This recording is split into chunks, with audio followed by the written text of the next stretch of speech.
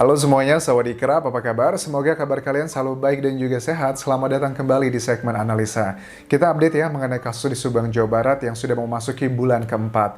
Jujur, secara pribadi kadang aku ups, kadang down. Apakah optimis, pesimis kasus ini akan segera terungkap? Masa sih tim penyidik kita, polisi kita yang luar biasa bisa kalah gitu dengan para penjahat? Itu sangatlah menyedihkan sekali. Padahal di awal-awal kasus ini muncul pun dari tim kepolisian, terutama dari Polres Subang ya, itu memberikan komentarnya, memberikan aroma positif dan juga positivisme gitu. Ini kasus pasti akan terungkap. Tapi kalau sudah 4 bulan begitu, banyak saksi sudah bicara di media massa dan kemudian tim penyidiknya sekarang sudah tidak lagi berbicara di media massa. Ini kan ada sesuatu hal yang menurut aku juga harus kita bahas dan juga ada beberapa hal yang harus kita kritisi dan juga kita apresiasi. Jadi seimbang lah ya semuanya. Oke, sekarang begini ya. Ada salah satu kendala menurut aku kenapa tim penyidik ini adalah kendala kemungkinan terbesarnya. Ada banyak kemungkinan, tapi beberapa menurut analisa aku sendiri hal yang mungkin menjadi pertimbangan tim penyidik masih belum mengumumkan siapakah tersangkanya, karena mungkin salah satu strateginya adalah ingin mendapatkan semua alat bukti untuk semua pelakunya begitu, tersangkanya. Karena tersangka ini kan seperti ada kategorinya di pelakunya, eksekutor, kemudian juga ada dalangnya, terus juga ada orang yang membantunya atau orang yang mengetahuinya. Itu adalah kategori untuk tersangka. Nah, sepertinya aku membaca bahwa tim penyidik itu strateginya ingin mendapatkan semuanya sekaligus. Tapi ya namanya strategi kan ya, belum berarti kalau strategi ini dipakai di kasus ini berhasil, otomatis di semua kasus akan berhasil. Kalau aku menilai bahwa untuk strategi seperti itu sepertinya tidak berhasil ya, karena sudah lebih dari 3 bulan begitu, dan memang tingkat kesulitan untuk jejak-jejak digital dan juga jejak dari tubuh dari para tersangka ini kan memang cukup bagus ya. Mereka bukan hal yang harus menjadi expert di bidang forensik ya, karena info bagaimana kita menghilangkan jejak tubuh kita, kemudian menghilangkan jejak yang di BTS, telepon, itu ada di Google semuanya. Kita bisa searching di situ. Nah, ada beberapa kendala yang aku nilai yang dihadapi teman-teman penyidik saat ini yang sudah diambil di Polda Jawa Barat ya sejak beberapa minggu lalu. Pertama adalah mengenai handphone ya. Kalau kita lihat kasus pembunuhan ibu dan anak di Kupang ya, itu juga Nusa Tenggara Timur ya. Kalau nggak salah itu juga dalam waktu tidak lama juga, tidak dalam 1 bulan juga sudah ketahuan motifnya apa, siapakah pelakunya, itu udah ketahuan semua kan ya. Dengan data-data yang sama, misalnya dengan jejak BTS, telepon, terus juga DNA, sidik jari dan sebagainya, itu ketahuan loh. Sebenarnya ada agak-agak mirip dengan kasus yang di Subang ini juga, tapi kenapa kok itu bisa cepat, yang di Subang kok cukup lama ya?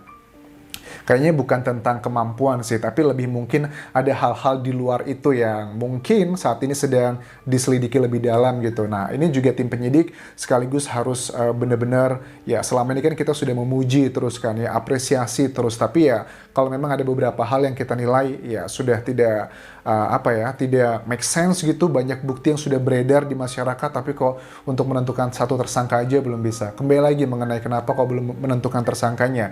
Kayaknya strategi untuk mengumpulkan alat bukti untuk semua tersangka dengan 4 kategori yang aku sebutkan tadi, itu sepertinya tidak berjalan dengan baik. Ya kenapa enggak gitu? Aku yakin kalau cuma membutuhkan 2 alat bukti untuk menentukan satu tersangka, itu sebenarnya tim penyidik sudah bisa mendapatkan. Tapi pertanyaannya gini, kenapa tim penyidik kalau sudah dengan dibantu, ini kan nggak cuma dari Polda Jawa Barat dan Polres Subang aja yang bekerja sama begitu, tapi juga kan sudah dibantu oleh Mabes Polri begitu, disiapkan data A, data B, data C, termasuk juga dengan otopsi. Kenapa itu juga tidak digunakan begitu?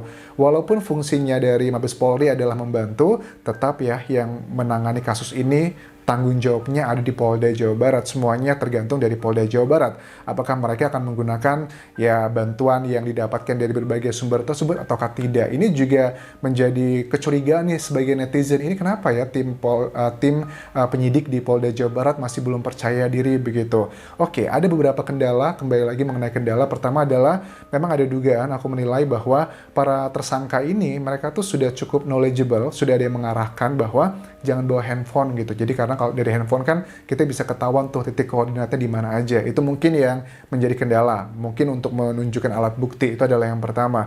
Kedua adalah mereka juga, para tersangka ini tahu bagaimana menghindari titik-titik CCTV yang ada di lokasi kejadian. Kita tahu kan ya, di daerah Subang sendiri dari 3 bulan terakhir kita kawal kasus ini, itu kan banyak ada beberapa lokasi titik CCTV yang mati, kemudian juga ada beberapa titik CCTV yang hidup. Jadi mungkin saja para pelaku ini, tersangka ini sudah tahu framing-framingnya, melewati jalur-jalur yang CCTV-nya nggak mati. Misalkan seperti itu, melewati jalur-jalur yang CCTV-nya tidak mati di waktu-waktu tertentu yang mendekati dengan waktu kematian. Begitu, ini hubungannya dengan hasil otopsi. Atau juga si pelaku ini juga tahu sebenarnya ada CCTV yang kemungkinan akan diambil untuk sebagai barang bukti nantinya, alat bukti juga di situ. Itu dia melewati di jam-jam tertentu agar framingnya tepat. Oh, jadi pada saat ada tuduhan bahwa dia datang jam berapa, pulang jam berapa, itu sudah ketahuan di titik-titik tertentu tersebut ya. Ini nggak menyebutkan saksi tertentu ya, tapi karena sudah diperiksa itu ada 55 saksi menurut Kadif Humas Polda Jawa Barat yang sudah dilakukan pemeriksaan.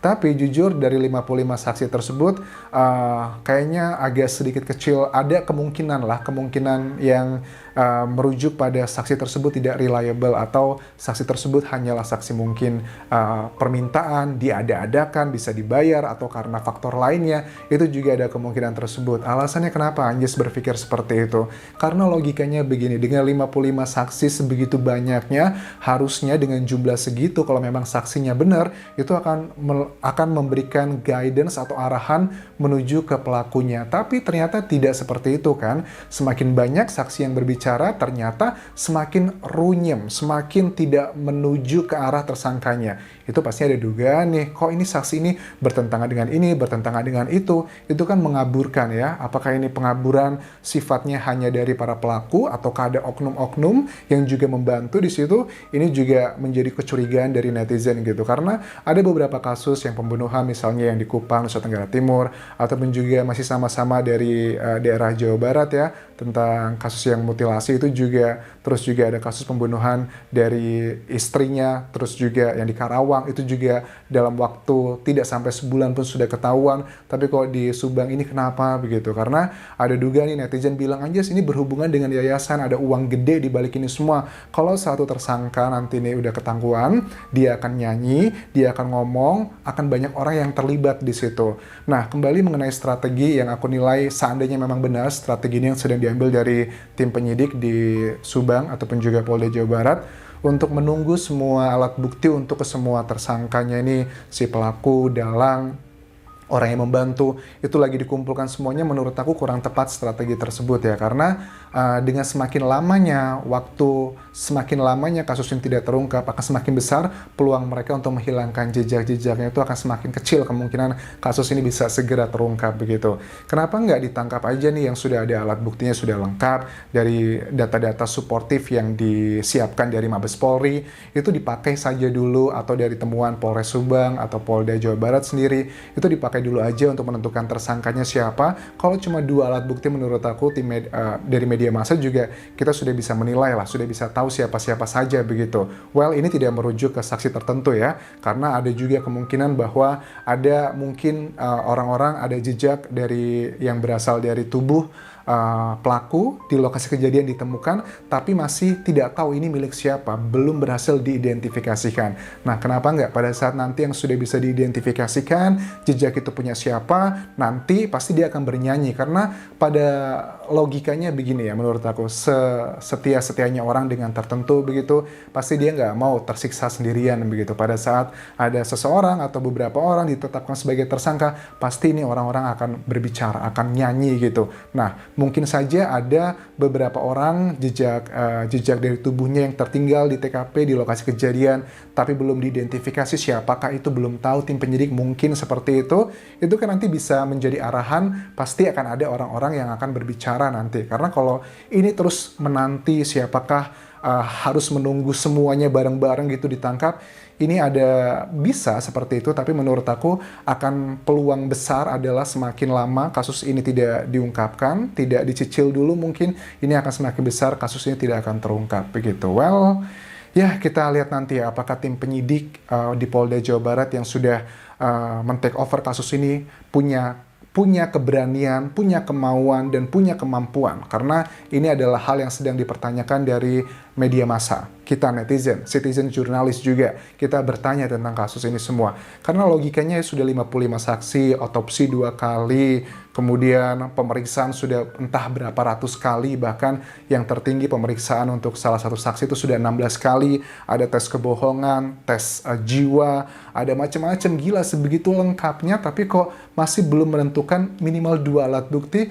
Itu kan netizen juga bukan tipe orang yang bisa menerima mentah-mentah begitu aja. Kasus ini pun sekali lagi menjadi trending, menjadi populer, bukan karena media massa yang berusaha mencari tahu, menggali info dan sebagainya, tapi karena memang dari kasus ini munculkan, dari Polres Subang sendiri sudah memberikan keterbukaan, which is good itu ya, keterbukaan, memberikan informasi hasil otopsi pertama, memberikan keterbukaan mengenai dugaan-dugaannya, dan kemudian netizen tertarik, membahasnya, mengikutinya, tapi kok di tengah jalan kok tiba-tiba ada hal yang aneh gitu, ini kenapa begitu. Nah, jadi ini adalah salah satu bentuk tantangan untuk tim penyidik untuk membuktikan bahwa kredibilitas teman-teman itu sedang dipertaruhkan dalam kasus ini. Jangan sampailah kalau memang benar ada dugaan-dugaan netizen yang bilang ada oknum nih Anjas, jangan-jangan, well, menurut aku nggak worth it ya, mengorbankan nama baik tim kepolisian hanya demi oknum-oknum tertentu begitu. Dan aku percaya, kalaupun memang ada oknum tertentu, aku tahu banget ada banyak teman-teman kepolisian yang bekerja sangat keras, yang bekerja sangat jujur, itu banyak banget. Bahkan keluargaku pun ada beberapa yang menjadi anggota dari, bukan polisi sih, tapi dari marinir ya.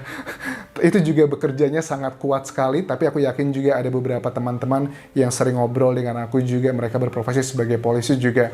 Aku tahulah kredibilitas mereka tidak usah dipertanyakan lagi. Jangan sampai hanya karena oknum beberapa gitu kan ya, ngerusak nama baik polisi begitu. Dan aku yakin ini tidak akan terjadi di Indonesia, karena dengan terus dikawal kasus ini, tim penyidik pasti akan punya lebih semangat lebih ya untuk menuntaskan kasus ini ya.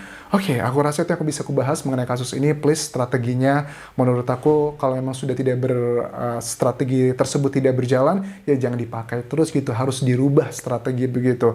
Kalaupun strategi tersebut berjalan di satu kasus lainnya, belum tentu strategi tersebut akan berjalan atau bekerja untuk semua kasus pembunuhan seperti ini gitu ya. Karena yang menanti keadilan ini kan bukan cuma dari kedua almarhumah, korban juga, dari keluarga juga, tapi kan dari masyarakat Indonesia juga sedang menanti keadilan buat kedua almarhumah yang dieksekusi di tanggal 18 Agustus 2021. Oke, aku rasa itu yang bisa aku bahas mengenai topik untuk kali ini, dan tinggalkan komentar positif kalian, serta follow Instagramku di Anjas di Thailand, karena aku sering bahas mengenai kasus Subang juga di sana ya. Sampai ketemu lagi, kopun kerap semuanya. Bye-bye.